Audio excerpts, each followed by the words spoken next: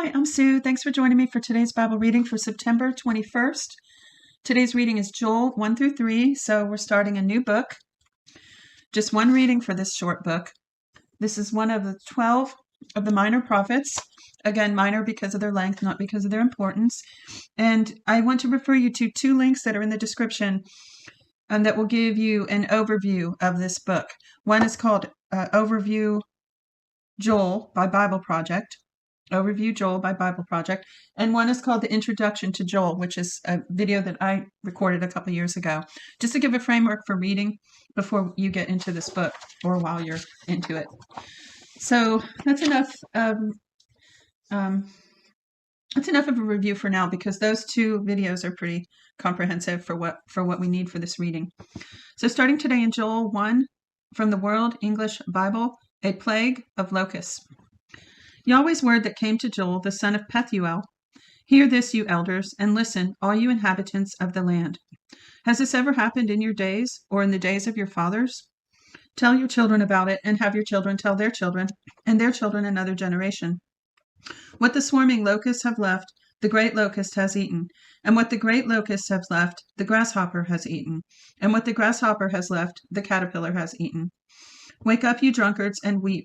Wail, all you drinkers of wine, because of the sweet wine, for it is cut off from your mouth. For a nation has come up on my land, strong and without number. His teeth are the teeth of a lion, and he has the fangs of a lioness. He has laid my vine waste and stripped my fig tree. He has stripped its bark and thrown it away. Its branches are made white. Mourn like a virgin dressed in sackcloth for the husband of her youth. The meal offering and the drink offering are cut off from Yahweh's house. The priests, Yahweh's ministers, mourn. The field is laid waste. The land mourns, for the grain is destroyed. The new wine has dried up, and the oil languishes. Be confounded, you farmers. Wail, you vineyard keepers, for the wheat and for the barley. For the harvest of the field has perished. The vine has dried up, and the fig tree withered. The pomegranate tree, the palm tree also, and the apple tree, even all of the trees of the field are withered, for joy has withered away from the sons of men. That's interesting. It's talking about all the fruit, and then there's joy in there. The joy has withered, which is a fruit, right? It's one of the fruits of the Spirit. I want to read that verse one more time. The vine has dried up, and the fig tree withered, the pomegranate tree, the palm tree also, and the apple tree. Even all of the trees of the field are withered, for joy has withered away from the sons of men. Put on sackcloth and mourn, you priests. Wail, you ministers of the altar. Come, lie all night in sackcloth, you ministers of my God. For the meal offering and the drink offering are withheld from your God's house. Sanctify a fast, call a solemn assembly, gather the elders and all the inhabitants of the land to the house of Yahweh your God, and cry to Yahweh. So there's the answer right there. Sanctify a fast, call a solemn assembly, gather the elders, all the inhabitants of the land to the house of Yahweh, and cry to Yahweh. The day of the Lord. Alas for the day of Yahweh is at hand, and it will come as destruction from the Almighty. Isn't the food cut off before our eyes, joy and gladness from the house of our God?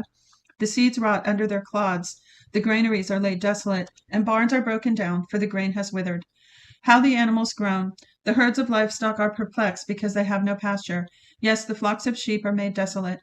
Yahweh, I cry to you, for the fire has devoured the pastures of the wilderness, and the flames have burned all the trees in the field. Actually, I read that wrong. It says the flame has burned, not flames have, but flame has burned all the trees of the field. I know that doesn't seem like much, but I like to read it correctly. Verse 20, yes, the animals of the field pant to you, for the water brooks have dried up, and the fire has devoured the pastures of the wilderness. Blow the trumpet in Zion, and sound an alarm in my holy mountain. Let all the inhabitants of the land tremble, for the day of Yahweh comes, for it is close at hand. A day of darkness and gloominess, a day of clouds and thick darkness, as the dawn spreading on the mountains. A great and strong people. There has never been the like, neither will there be any more after them, even to the years of many generations. A fire devours before them, and behind them a flame burns. The land is as the Garden of Eden before them, and behind them a desolate wilderness. Yes, and no one has escaped them. Their appearance is as the appearance of horses, and they run as horsemen. Like the noise of chariots on the tops of the mountains, they leap. Like the noise of a flame of fire that devours the stubble. Like a strong people set in battle array. At their presence, the peoples are in anguish. All faces have grown pale. They run like mighty men. They climb the wall like warriors. They each march in his line, and they don't swerve off course.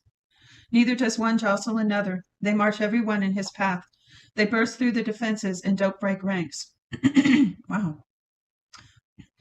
Excuse me. It sounds like it says their appearance is as the appearance of horses. Now I'm just going, not on anything I've studied, but just on reading alone here. I'm just trying to read it at face value. So it's saying their appearance is as the appearance of horses and like chariots, but then it comes down and says they don't swerve, they don't break their place in line, they don't break ranks. That sounds like a bunch of mechanized vehicles or robotic type thing. Some kind of robotic, AI or vehicle that's very technical and pre-programmed. So it says they rush on the city, they run on the wall, they climb up into the houses, they enter in at the windows like thieves. The earth quakes before them, the heavens tremble, the sun and the moon are darkened, and the stars withdraw their shining. Yahweh thunders his voice before his army, for his forces are very great. Excuse me, for he is strong who obeys his command. For the day of Yahweh is great and very awesome, and who can endure it? God's call for repentance. Yet even now, says Yahweh, turn to me with all your heart, and with fasting, and with weeping, and with mourning. Tear your heart and not your garments, and turn to Yahweh, your God. For he is gracious and merciful, slow to anger and abundant in loving kindness, and relents from sending calamity. Who knows? He may turn and relent and leave a blessing behind him, even a meal offering and a drink offering to Yahweh, your God. Blow the trumpet in Zion, sanctify a fast, call a holy assembly, gather the people, sanctify the elders, gather the children and those who nurse from breasts. Let the bridegroom go out of his room, and the bride out of her room. Let the priests, the ministers of Yahweh, weep between the porch and the altar, and let them say, spare your people, Yahweh, and don't give your heritage to reproach, that the nations should rule over them. Why should they say among the peoples, where is their God? God's response to his people. Then Yahweh was jealous for his land and had pity on his people. Yahweh answered his people, behold, I will send you grain, new wine, and oil, and you will be satisfied with them. I will no more make you a reproach among the nations, but I will remove the northern army far away from you, and I will drive it into a barren and desolate land, its front into the eastern sea, and its back into the western sea, and its stench will come up, and its bad smell will rise. Surely he has done great things. Land, don't be afraid. Be glad and rejoice, for Yahweh has done great things. Don't be afraid, you animals of the field, for the pastures of the wilderness spring up. For the tree bears its fruit, the fig tree and the vineyard their strength. Be glad then, you children of Zion, and rejoice in Yahweh your God, for he gives you the early rain in just measure, and causes the rain to come down for you, the early rain and the latter rain, as before. The threshing floors will be full of wheat, and vats will overflow with new wine and oil. I will restore to you the years that the swarming locust has eaten, the great locust, the grasshopper, the caterpillar, my great army. Oh, I'm sorry. Let me read that verse again, verse 25. I will restore to you the years that the swarming locust has eaten, the great locust, the grasshopper, and the caterpillar, my great army, which I sent among you. You will have plenty to eat and be satisfied, and will praise the name of Yahweh your God, who has dealt wondrously with you, and my people will never again be disappointed.